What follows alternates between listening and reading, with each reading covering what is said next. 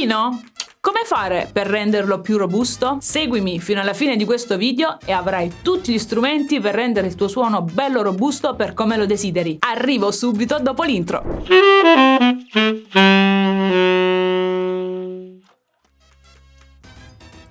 Ciao, sono Emanuela e sono una clarinettista professionista. Mi occupo essenzialmente di didattica, con percorsi di coaching per prendere padronanza con lo strumento, l'apprendimento del jazz, dell'improvvisazione e la composizione. Se non l'hai ancora fatto, iscriviti al canale, così rimani sempre aggiornato su nuove recensioni, tutorial gratuiti e backing track per suonare e divertirti. Mi succede spesso di fare lezioni valutative una tantum. Che cosa sono? Sono delle lezioni che si fanno una volta ogni tanto per risolvere alcuni dubbi o perplessità o imparare cose nuove, senza un carattere di continuità. In questo tipo di lezioni si lavora soprattutto per obiettivi. In queste lezioni una tantum mi capitano spesso dei clarinettisti che lamentano dei problemi di suono. Il suono che producono non piace, fanno fatica e molto spesso il colore del suono risulta troppo chiaro, come quello dell'esempio che ti ho fatto sentire prima. Oggi vediamo alcuni aspetti che fanno diventare il suono più corposo, con possibile viraggio su alcuni colori del jazz. Fattore numero 1: il setup.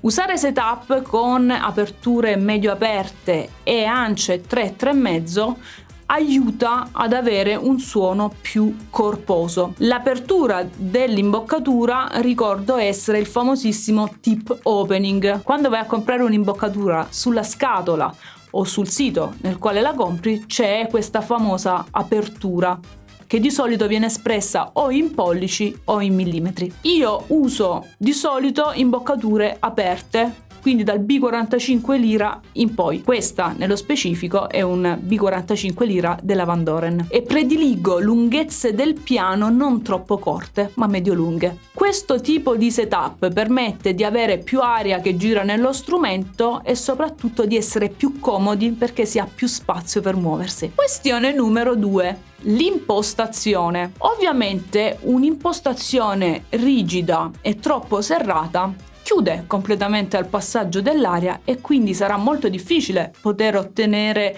un suono corposo. Quindi una volta cambiato il setup è molto importante darsi la possibilità di cambiare impostazione, perché altrimenti solo il setup non ti aiuta a cambiare suono. Questo è un errore che di solito si fa: cambio tutto, ma poi se non cambi l'impostazione il suono non cambia. Cambiare impostazione se si è sempre suonata musica classica, quindi con un'impostazione classica, è un pochino duro come obiettivo, ma non impossibile. Infatti ci ricordiamo che cambiare suono nel clarinetto non è una cosa così immediata come in altri strumenti, quindi ha bisogno veramente di essere seguito con molta attenzione, costanza e dandosi un lasso di tempo per fare questo tipo di cambiamento. Ti faccio sentire la differenza fra un'impostazione serrata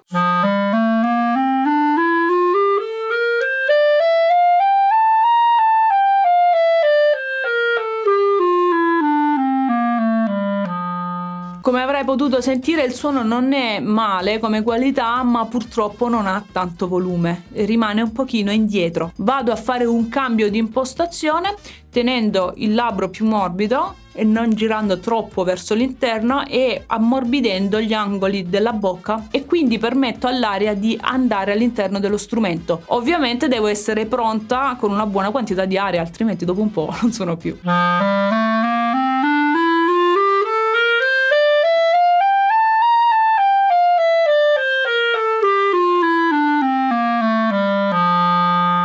Ovviamente facendo passare più aria allo strumento mi risponde in maniera diversa. Questo è uno strumentino da studio della Jean Paul che costa poco più di 100 euro, eppure fa benissimo il suo lavoro. L'aria di solito viene sempre sminuita e non ci si pensa mai a questa benedettaria, eppure è uno strumento a fiato, l'ho detto anche in altre pillole. Si pensa a cambiare impostazione, si pensa a cambiare setup, però poi fare degli esercizi per sistemare la questione dell'aria viene spesso dimenticato. E così facendo purtroppo si crea un grande problema, perché andiamo a sminuire l'unico elemento che ci permette di suonare ogni singola nota. Esistono degli esercizi molto validi che ci permettono di lavorare sull'aria. L'importante, come dico sempre a tutti i miei allievi, è pensa all'aria.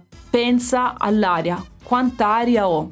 quanta aria sto mettendo all'interno dello strumento. È una cosa veramente importante, si dà per scontato spesso. Se io suono con poca aria, lo strumento, anche se vuole vibrare, non vibrerà. Quindi è molto utile andare a creare degli esercizi su misura poi per la persona. Poi dipende la persona che tipo di fisico ha, che tipo di muscoli addominali ha, che tipo di imprinting gli è stato dato, e quindi bisogna andare a personalizzare un pochettino gli esercizi. Non valgono per tutti quanti gli stessi esercizi. C'è una linea generale che funziona un po' per tutti, ma poi bisogna personalizzare, come sempre. La combinazione di questi 3 aspetti può cambiare radicalmente il colore del tuo suono. Non vi è modo di non avere risultati se si lavora su questa triplice strada.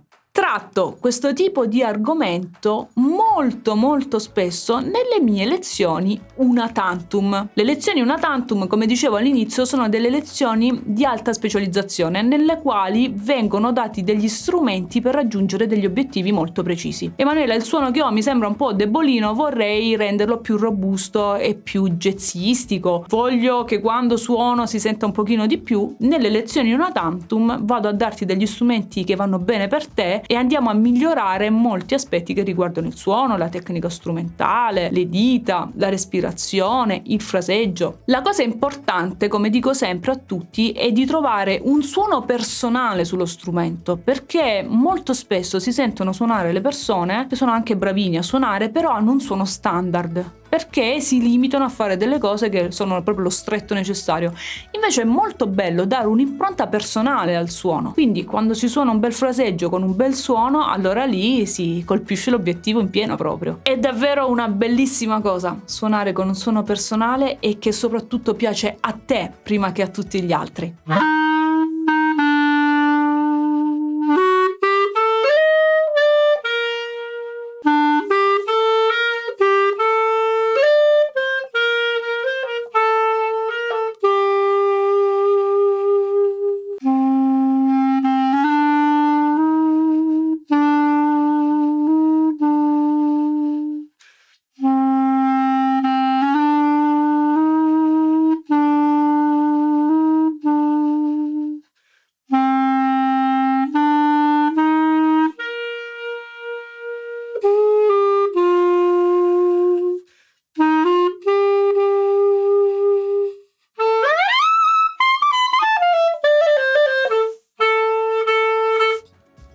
Quindi ricordati che quando devi cambiare suono non basta agire su un singolo aspetto, ma bisogna agire su tutti gli aspetti. Se tu ci lavori bene otterrai sicuramente degli ottimi risultati. Se da solo non ci riesci, chiedi aiuto a un professionista che possa aiutarti a cambiare tipo di suono. Ovviamente se vuoi avere un suono jazzistico non puoi andare da un insegnante che fa solamente musica classica o viceversa.